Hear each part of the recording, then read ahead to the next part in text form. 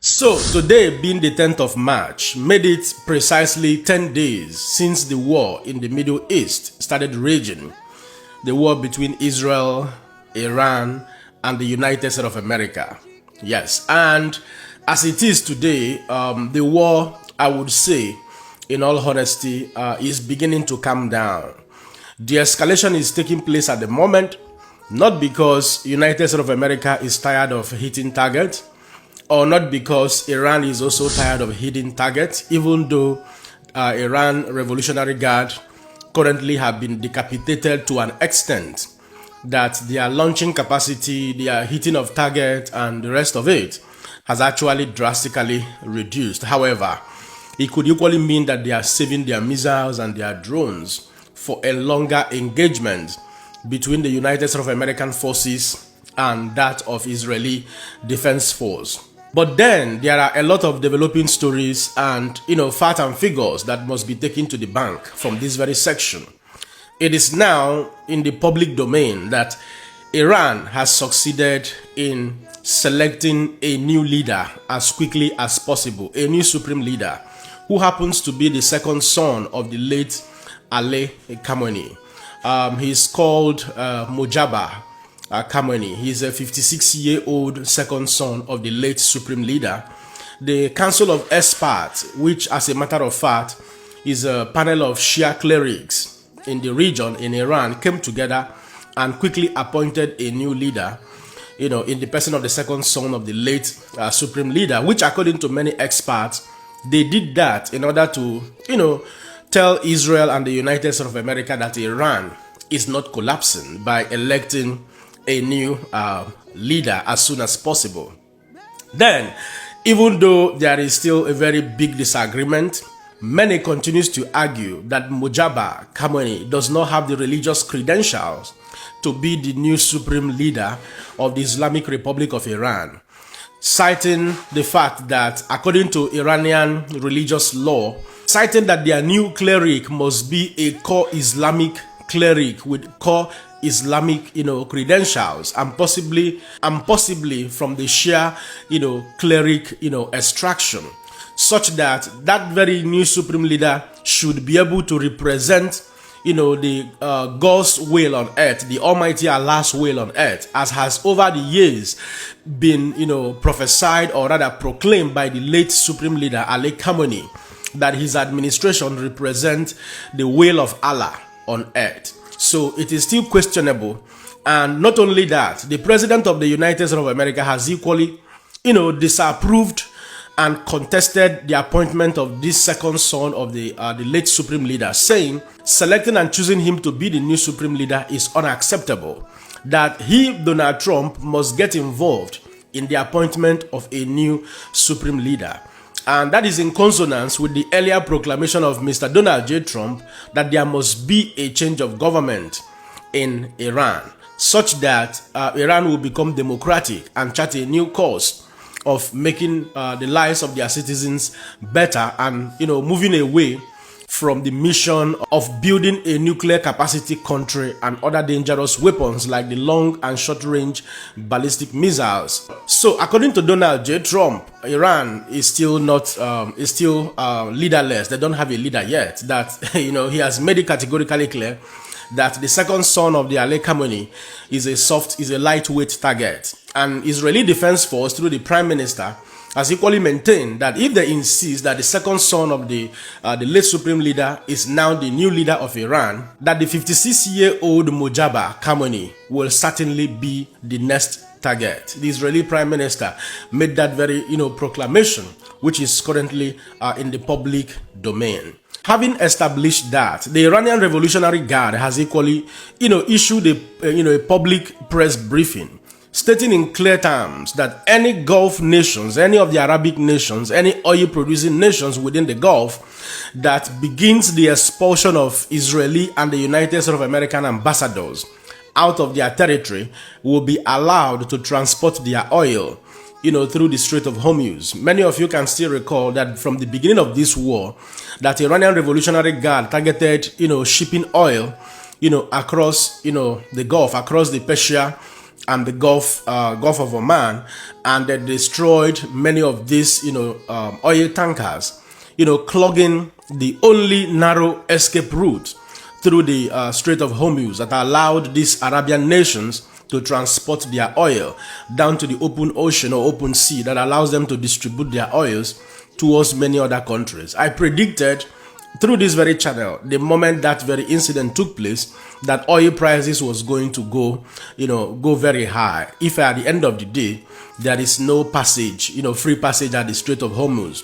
And eventually, experts, are already predicting that the cost of crude oil is likely to go up to about $150 to $200, per barrel. So this very proclamation from the Iran's, Revolutionary Guard Corps, many considered them to be a very big threat to United States of America and Israel, even though it is very unlikely that any of the Gulf nations will do that, because they are currently aligning with Israel and United States of America after Iranians Revolutionary Guard started launching an attack in most of their territories, targeting United States of American military air bases and some other of their facilities. So that very proclamation is likely to be a dead on arrival request from Iran's Revolutionary Guard Corps. More so, the United States of American President, Mr. Donald J. Trump, has, in a press briefing, made it categorically clear that they are going to slow down a little bit in hitting, more targets down in Iran. That so far, U.S. forces have succeeded in hitting about 5,000 targets down in Iran, destroyed 46 of their, naval warship. Donald Trump made a little teasing by saying that he got upset why the U.S. forces were busy sinking all the ships, that they could have recovered some of those ships, for their own personal use. So it's a statement that is currently in the public domain, and he categorically maintained that they are going to slow down in hitting multiple other targets. That not because they don't want to, but that they are a target that when they hit is going to take Iran multiples of years before they can rebuild those facilities again.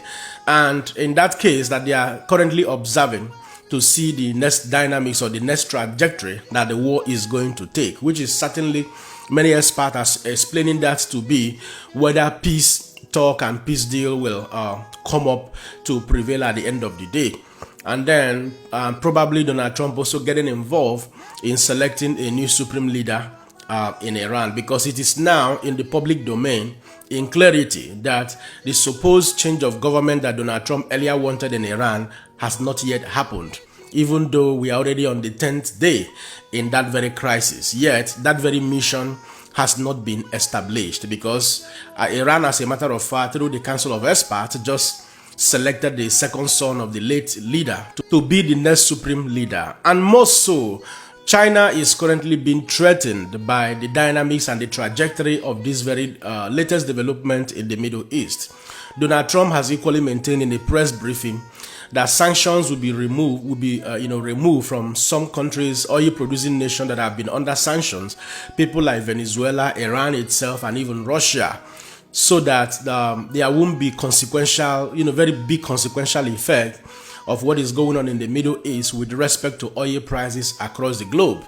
And earlier, many of you can recall that I think in the last week, the United States of American Secretary's Court, made an announcement that Russia will be given a 30-day waiver, sanction waiver, to actually supply oil to India, to sell oil to India. And reports are currently saying that Russia has maintained that they are ready to start trading their oils in the United States of American dollars as soon as all the sanctions are lifted up their shoulders, meaning that Russia has declared willingness to start trading once again in the United States of American currency, abandoning the BRICS currency, so which is going to be a very big blow to the BRICS community as well as to China, as a nation, because once this happens, it means that strategically, based on geopolitics, calculation, that China is already being defeated economically and, military-wise. Because whether you like it or not, if Russia goes back into trading their oils in the United States of American currency, it means that the dollar will further be strengthened, while China will begin to lose out, because many of the deals they are doing currently goes in Chinese yuan. There are deals with Venezuela and I think also with Russia. They trade their oils on Chinese yuan, which is bringing about Chinese government dominance, geopolitically and globally. You know what I mean? So a lot is going to happen at this material time. And finally, another developing heartbreaking story that, currently trending at the global stage is the fact that Iranians, women's wing of their football federation are currently stranded in Australia. I think about 13 team members of this football team that travel all the way down to Australia for the Asians Women Cup, competition. There were incidents that took place from the beginning of the match. These women refused, as a social disobedience, to sing in the national anthem of the new Islamic Republic of Iran's leadership. They refused in defiance. They decided they were not going to sing that very national anthem because they are not in support of that administration. They are also not in support of how the citizens of Iran are being treated, and with the ongoing conflict between the USA and Israel. So their refusal triggered consequential reactions from the Islamic Republic of Iran back home, such that after their first match, they were compelled to sing the national anthem in their second match with Philippines. I think they beat Philippines 2-0. And also they were compelled to sing that in their last match. I think they lost in that very last match.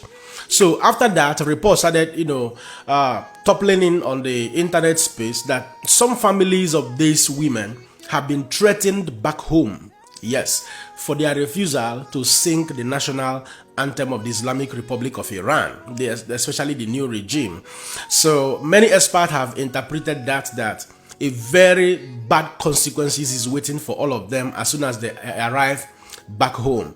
And also one of the sons of the late Shah Mohammad Reza Pahlavi, who was overthrown in the 1979 crisis that brought about the late Supreme Leader Ali Khamenei, that assumed the Supreme Leader of Iran in 1989. The son is on exile in the United States of America. Reza Pahlavi has also warned and admonished the government of Australia to actually give shelter, possibly grant asylum to these girls, that as soon as they get back to Iran, that possibly that all of them are likely to be persecuted or prosecuted, in a very gruesome manner. So many equally criticize the Australian government for wanting to send these these women back home. And as a result of that, 5 out of these 13 women have been granted humanitarian visa, asylum to stay back in Australia.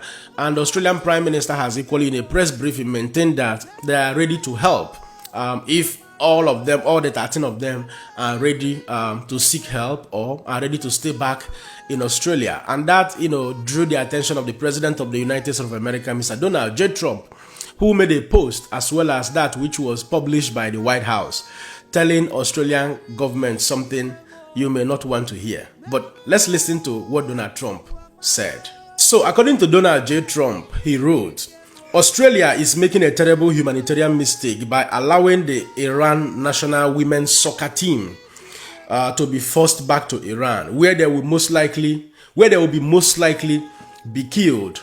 Don't do it, Mr. Prime Minister. Give asylum. The US will take them if you don't. Thank you for your attention to this matter, President Donald J. Trump. Donald J. Trump did everywhere.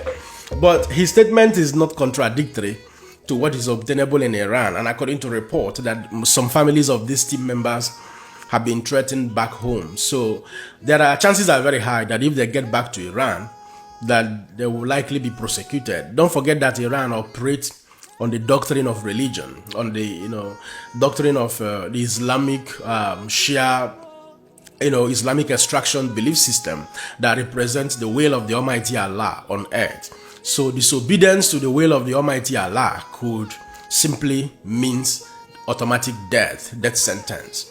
So it is important to state categorically that these are part of the reasons why many are also supporting what is going on in the Middle East, that there will be a change of government such that these persons will migrate from making of policies and having a government that is enshrined in religious belief system towards running a more fair democratic governance where people will have free speech, people will be allowed to practice their religions of choice without any compulsions and coercion. You know what I mean? So at this point, it's looking more like the prayers for peace that we have been praying, you know, silently in our heart is beginning to manifest, you know.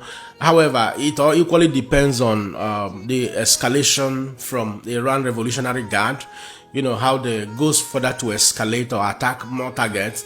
Probably that will principally determine how the United States of America and Israeli Defense Force will respond. You know, it has not been an easy thing, I can tell you.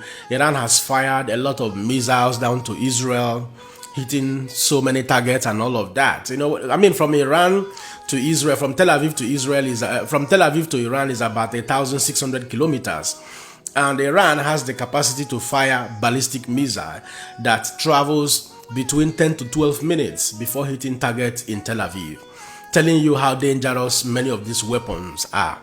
That also does not mean that Israel has not been hitting their own target. Israel has, you know, both Israel and Iran have the capacity for regional war. It's only the United States of America that came into this very fight that has a planetary toolbox. They have a global strike capacity.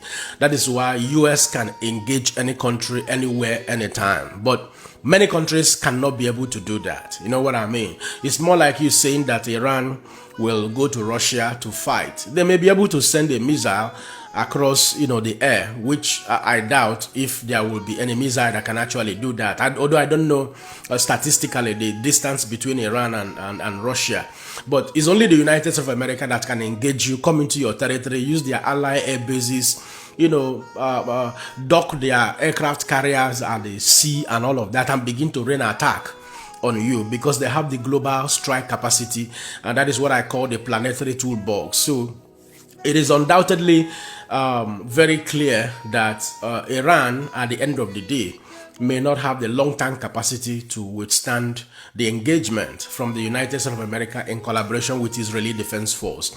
Even though many experts are saying, and some other Democrats from the US are in disagreement with the current step Donald Trump has taken so far. But nevertheless, we'll continue to pray for peace and looking forward to when this war will finally come to an end. And at this point, I'll allow you guys to be the judge.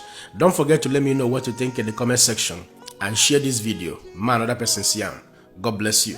Trending currently at the global stage is that Ibrahim Kayumi, whose parents originally are from Afghanistan, have been taken into custody by the United States of American security agencies for carrying out a terror attack in New York City, precisely at the mansions of the mayor of the New York, Mayor Mamdani. Unfortunately, when this young man ran that very attack using dangerous IEDs, improvised explosive devices, fortunately, or rather unfortunately for the young man, or to his disappointment, the IEDs did not explode. It did not detonate. According to security report, this Ibrahim Kayumi has been found to be linked to ISIS, and according to the statement that was equally made by himself, he declared his allegiance to the Islamic State and made other utterances that declares that his allegiance is to the Almighty Allah, that whoever does not believe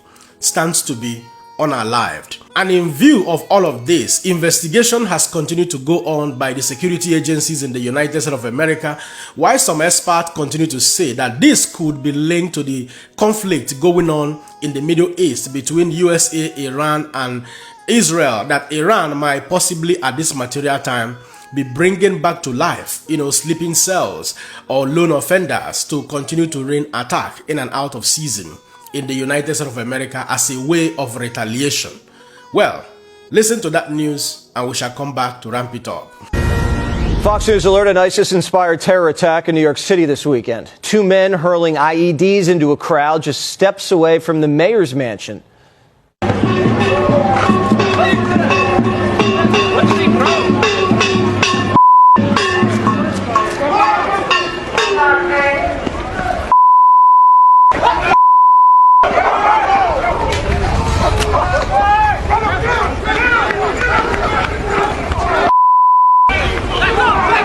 The devices were packed with a highly volatile explosive component, better known as the Mother of Satan, a favorite in global terror attacks. It's hard to detect, powerful, and extremely unstable. Luckily, it failed. The bombs didn't detonate and no one was killed, but it's clear the plan was mass casualties. The suspects, Amir Balit and Ibrahim Qayyumi, have openly pledged allegiance to ISIS. When one was asked whether he was trying to stage something like the Boston Marathon bombing, he responded, no, even bigger. Later, he put it in writing. He requested paper and wrote a message declaring in part, I pledge my allegiance to the Islamic State. Die in your rage, you kuffar. Now, die in your rage is a commonly known ISIS slogan, and kuffar is an Arabic term that refers to non-believers. In court today, both men said nothing. But as the judge acknowledged their ISIS ties, Ibrahim smirked and looked over at Amir. Both are being held without bail. The defendants are charged with attempting to provide material support to ISIS, using a weapon of mass destruction, transporting explosive materials, interstate transportation and receipt of explosive materials, and unlawful possession of destructive devices. The men didn't come from a war zone. They drove from upscale family homes in Pennsylvania. Their vehicle entered the city less than an hour before the attack. Police later found the car registered to one of Amir's relatives, with a fuse, a metal can, and a written list of chemicals used to build explosives. The FBI searched both of their Pennsylvania homes today, and Amir Balat is a U.S. citizen. His parents, born in Turkey and naturalized nearly a decade ago. Here he is, flashing an ISIS hand symbol as he was led out of the precinct. Ibrahim Qayyumi's parents are from Afghanistan, became U.S. citizens more than 15 years ago. His mother filed a missing person report Saturday morning, saying she last saw him at their home at 10:30 a.m., less than 2 hours before the attack. That's interesting. Both men spent a lot of time in the Middle East in recent years, in Turkey and Saudi Arabia. Their connection? Amir's attorney says there isn't one. What's the relationship between him and his co-defendant? They're strangers as far as I know. When you said they're strangers, are you saying that the first time they communicated in any way was on Saturday, or are you saying they never met? Maybe they might have communicated on the internet or online. I'm saying they're from different parts of Pennsylvania. They're in different age groups. They are not known to each other. They did not live together. They did not have family or school ties. There is no reason to believe they knew each other prior to this incident, and I don't know how well they knew each other at the time of this incident. Asked whether he believed Amir was a terrorist, he said, I believe he's 18 and he doesn't have an idea what he's doing, adding he's got complicated stuff going on in his personal life. Sure. The case is now being investigated as ISIS-inspired terrorism, and the federal government's taking it over. This all comes as U.S. officials warn Iran may be trying to wake up sleeper cells overseas.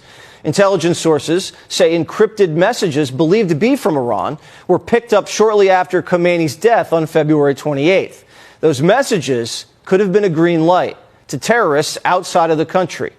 Investigators are still probing whether the gunman who opened fire at an Austin bar was connected to Iran. He was wearing a shirt with an Iranian flag under a hoodie that read "Property of Allah." Was he activated or just a lone wolf inspired by the war? The timing of these two attacks, one deadly and the other attempted, is very suspicious. This is how sleeper cells work. Quiet, patient, pre-positioned, waiting for a signal.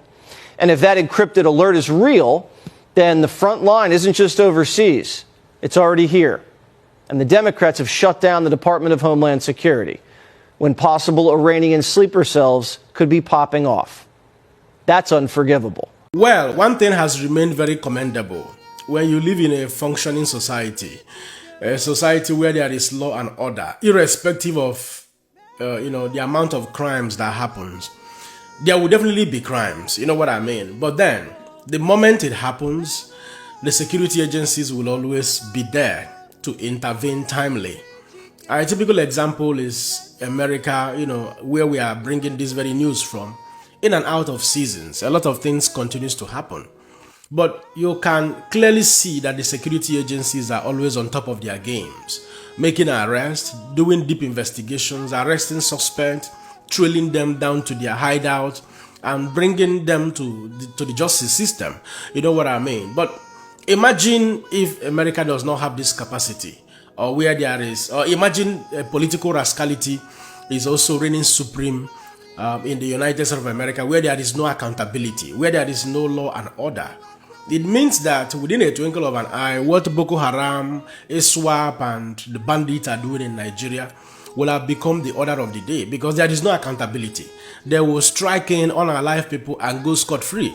And the president will continue to travel all around the world without, any show of empathy or sympathy to people who are losing their lives on daily basis. But we can see clearly that you are free to commit that crime in the United States of America, because ultimately there is no gun control in major states in the United States of America. So it is easy for people to pick up arms and ammunition and commit some high level of heinous crimes. But at the end of the day, these persons get arrested, get prosecuted accordingly and timely, and it continues to be deterrent to other persons that actually want to be deterred by the justice system. But so it is terrible, and also what is going on in the Middle East could also be a trigger to some of what we are seeing now. What happened in Austin the other day, where a man pulled up a firearm in a restaurant wearing a t-shirt, a hoodie that was written on it, "Property of Allah," and today this one is also happening. So